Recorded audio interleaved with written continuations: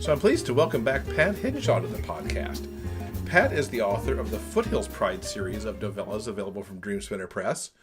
Just last week, she released Frank at Heart, which is the latest in that series. Welcome, Pat. Hi, thank you. Absolutely. Our pleasure to have you back. It's been a while. Yeah, it has. I haven't been doing, well, I did Frank and I started some other projects, and so I've been busy writing. Which is good. And I'm looking forward to talking about some of these other projects as well, having had a sneak peek before we started. Yeah. But let's talk about Frank at Heart. What's happening in this new Foothills Pride book? Well, Frank is the local hardware owner, and it's a family business. It's been in the family for at least 3 generations, maybe longer than that. And one of the things about hardware is it was probably with bars, the early businesses that opened during the gold rush and all the rest, because the miners came in, they had to have picks, they had to have, the pans, they had to have all the rest of the stuff. So Frank is dressing like his grandfather and like his father, and he thinks of himself as sort of unlovable because he's sort of the eunuch of the town, because they don't think of him in sexual terms. They think of him as Frank, the helpful guy, the guy you go into the hardware store and you say, my toilet isn't working.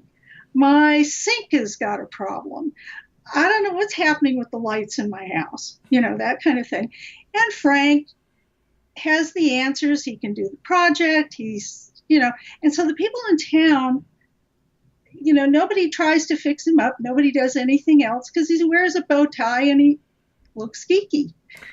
And so he kind of has resigned himself to not being a love interest of anybody.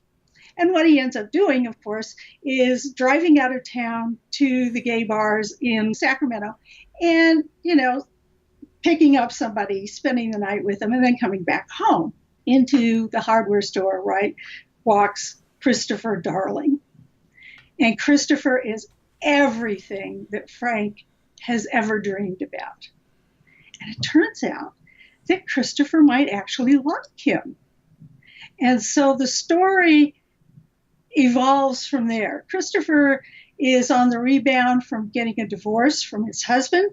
He has a teenage son named Henry, who is quite frankly one of my favorite characters. And so Frank kind of looks at him not only as a love interest, but he has a son. He has a built-in family. And family is what Frank really wants. And since they're both older men, this is another one that some people may call insta-love. I took one look at my husband, and I could see us together when we were old. I really could. Just that image was right there. So even though it took us a while to get together, I just knew, and that's the way Frank and Christopher sort of are. Now, how did you get the inspiration to put a hardware store owner and a video game designer together and then throw in a teenager into that mix? The hardware store owner, let me start there. I had an uncle, well, sort of a step uncle, who owned a general store in a rural Louisiana town. And I loved to go into his store. He had everything in this store. He had nuts, he had bolts, he had hammers, he had screws, he had everything, And he also had loaves of bread. And he had, electrical tape. And he had all this. So it was sort of this general store. And he was that kind of guy. People would come in and say, I've got this problem with my electricity. He would close down the store, go over their house, look at what was happening, go back to the store, get the parts he needed, come back, fix it, and then go back to the store and open it up again. And so I thought, that's a character that I really like. All of the Stone Acres stories, the Foothill Pride stories, are not angst-y sort of stories. They're good people, and there are outside forces that are not good people. But I want my characters to be flawed but decent people. Why Christopher as a games designer? I knew he came from the Bay Area. I knew he had just gone through the divorce, and I was looking for a job for him. You know, what kind of jobs are available in the Bay Area that people get, that they have enough money to buy a house, which is what Christopher does, with cash, which Christopher does, okay, which sort of limited the choices I had. And so games designer was one of those things. I also knew people who had worked for big game design places, and yeah, they were making money hand over fist too. So yeah, so I knew kind of those people, and so just seemed like a natural fit. Plus, Christopher likes stuff. You know, and when you're a game designer and that kind of thing, you want stuff to do stuff. You know what I mean? You want to flip switches. You want to walk through the dungeon and, you know, have to jimmy open the chest, you know, and see what's inside and that kind of stuff. So he likes stuff, and he likes the way stuff works. And so the hardware store is a perfect fit for him. Sure, he'd be one of those people that hangs out at the hardware store. Exactly. And picking up like a hinge and looking to see how it works and how he could figure out how to make it work in a game. And Henry, of course, is a chip off the old block. I mean, Henry has got his iPhone, and he's got all the games on it, and he's got, you know, the Switch. He's already bought a Switch, and he's been using it forever now, even though it's been out, what, a couple months? Something like that, yeah. Yeah, something like that. So he's really up on this stuff, and he likes hardware and software, so he's, you know, really into this stuff. He is his dad's son. He is his dad's son. Even though they aren't biologically related, they are through the love of this stuff. Now, what have we got still to come in Foothills Pride?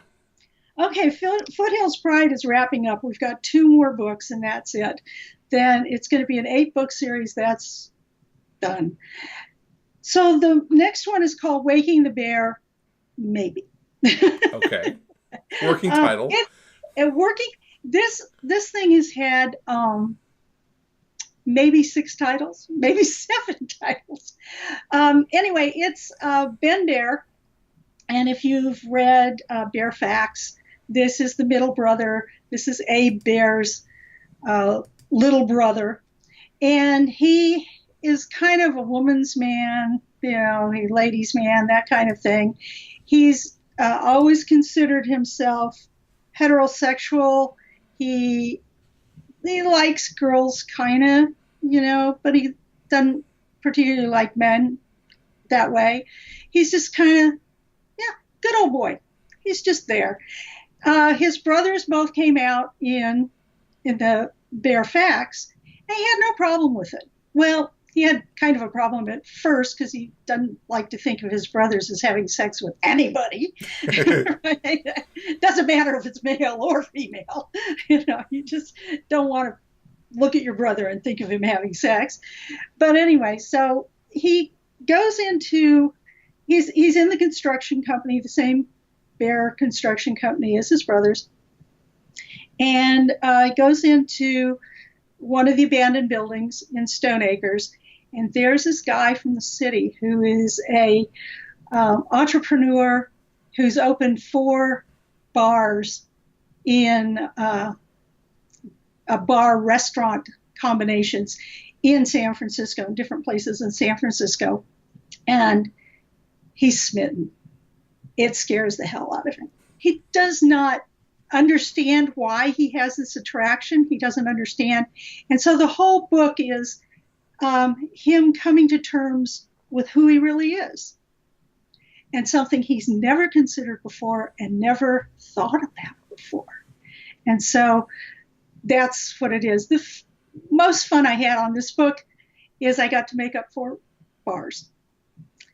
And I got to put them in places in San Francisco that I really love. So anyway, so basically what the story is my country mouse, city mouse story of how these 2 guys get together when on the surface you look at them and you think, oh, they have nothing in common. And they do. So you get a whole tour of the country, you get a whole tour of San Francisco through all of the bars, and nice. It's going to be fun. Anyway, September or October. Okay. Depending on how many more names we go through. Well, based on what you just said, Waking the Bear sounds like a really good name because you're... Yes. I think it's going to stick. You're waking him up, so... Yeah, right. I think it's going to stick. So we're just hoping. The other one is Short Order, about 2 guys who are shorter than normal. And or average, I guess, whatever. And the premise is you don't have to be tall, dark, and handsome. You can be short, dark, and handsome. Mm-hmm. Sure. Okay. It has in it Fenn Miller, who's a UC Davis graduate, University of California, Davis, for people who don't know, in horticulture. And they have a lot of ag programs at UC Davis. A lot of things that go into vineyards, people who go into vineyards do that kind of thing, but also horticulture for things like what Fenn is in, which is bringing plants to impoverished areas. And the idea is that it makes everything in the environment much better. Mm-hmm. And so he's got 2 job offers. He just graduated. He doesn't know which one he wants to do. He has a cousin who runs a nursery in Stone Acres. And so he says yes when she says, hey, I need help. It's Christmas. I'm being overrun in my nursery here. You know plants. Please come. And he says, sure, I'll do it. He rents a room from John Barton, who you've seen in When Adam Fell. He was Adam's sous chef. And so they're both not really tall men. And so they get together. And not because of the height, because they find a lot of things that they have in common. That's December. It's going to wrap the whole thing up. Now, since you were here last in September of 2016, 3 of the Foothills Pride books have come out in audio. Yes. What's it like hearing these come to life? Actually, I love my narrator, David Ross. I chose him. I had auditions for, narrators. And it's interesting to see what he emphasizes and how he envisions these characters. But I'm not an audiobook person. Yeah. I do 2 or 3 things at once. So I listen to music while I'm, typing away at my books, that kind of thing. And with audiobooks, I either listen to the audiobooks, in which case I kind of feel like I've lost a half hour. And it's my book. I know where it's going. It's not like an audiobook that I've never heard. And I think, oh, that's kind of cool. Where's this going to go? It's like, so I still haven't gone through an entire book. And I feel bad about saying that. That's okay. I know other authors who do the same. Yeah. It's hard to listen to your own book. What have you got coming up next? Foothills Pride's wrapping up. So, bring us a little bit into 2018 and give us an idea of what's on your calendar next. Okay, well, I have a book series coming up, 3 book series coming up. It's called Iris House. It's about an older woman who it starts in her 60s. The 3 book series are her in her 60s, her in her 70s, her in her 80s. She decides that, she's got a 2-story house. She can't get up and down quite as well. She needs somebody to help her go shopping. If there are lights to change and stuff like that, she wants somebody in the house to do that kind of thing. And she'd like somebody to drive her around. It's not that she's having problems driving. She just had a little accident. No problem. But she thinks it'd probably be good if somebody else drove her around. And she's got bridge groups. She's got all these other things to do. So, yeah. So she goes and gets this guy from City College. He's a student. He's 28 years old. He's been living on the streets for 10 years since he was 18. And when his parents kicked him out of the house because he's gay. And he moves into her son's old apartment above the garage. She doesn't tell her son that she's done this. He's 28. He's an attorney. He's just become, full-fledged attorney. He's got a job. And his mother tells him that somebody's in his old room. She's hired this guy without his help. And he's furious. He's absolutely furious. So it begins with the confrontation between the two guys, and it's about how they ultimately get together and both love Iris. So the second book that one's called My Own Michael. Michael is the guy who used to be on the street, who has a full sleeve tattoo, has piercings, all the things to make this attorney just love him. In her 70s, there's a break-in down the street, and so she decides that she's going to hire as one of the next boys, Iris's boys, an AJ student, Administration of Justice student from the college. And the guy who is his mentor says, no. You go get a job at the police substation. Go get a job. Don't work for this old lady. This is not helping your career any. This is a wrong move. And in the third one, she breaks a hip and needs help. And so goes to the nursing department at City College to get a wonderful character, a wonderful guy named Ox.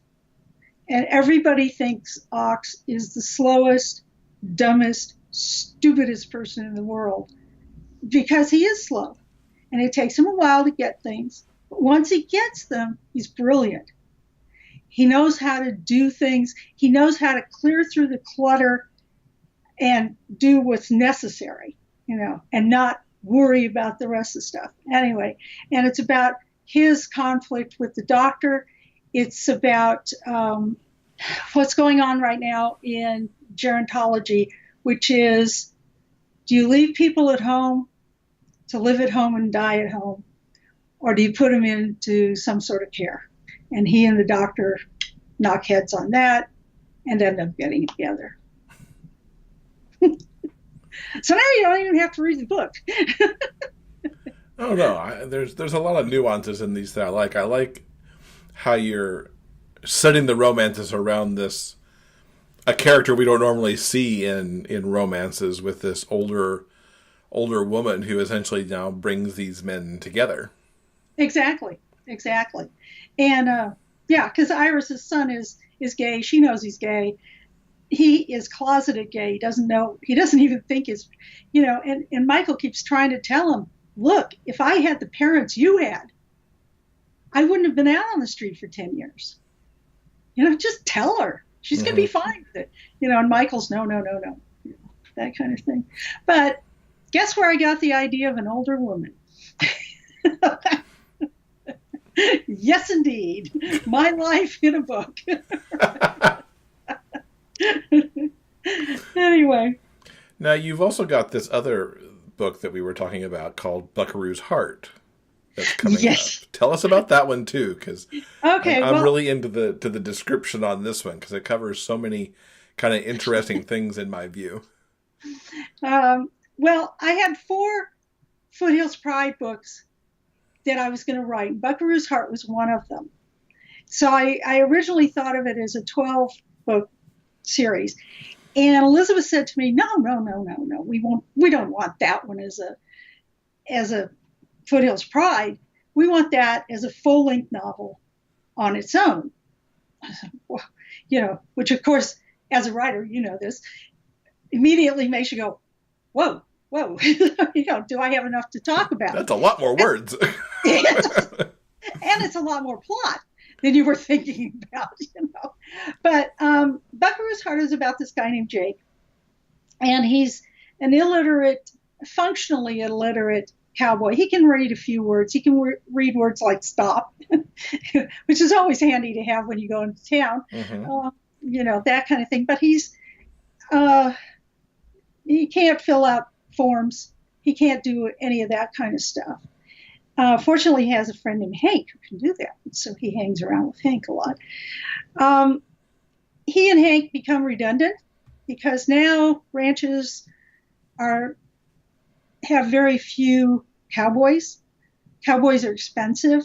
You can do all of cowboying on Jeeps and Land Rovers and that kind of thing. And so suddenly here's Jake at age 35 or 38, I can't remember.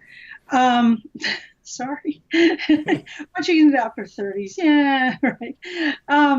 And he's out of a job. And he doesn't know what other job he can get in a small, rural ranching community in Wyoming. And so he goes into town, and there's a job placement center and a counselor named Les. And Les has to figure out what to do with Jake, other than love him, which works out well, but doesn't bring in any money for Jake. Right. And so Les has got to not only find him a job, but the right job that makes him feel fulfilled. So that's all the things I'm working on. That is awesome. That's a lot, too. Yeah, it turns out to be, this whole thing, my husband said, I turned 70 last week. And my husband said to me, so now we're wrapping down, right? We're ramping down. And Has he seen your production schedule?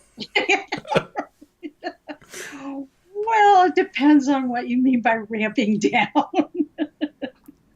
Anyway, so yeah, the ramp is kind of going up. But anyway. It's a fun ramp, though. That's for sure. It's a fun ramp. Yeah, exactly. All right. Well, Pat, thank you so much for coming and talking to us. Wish you the best of success with Frank at Heart and the rest of Foothills Pride coming out this year. Yeah, thank you.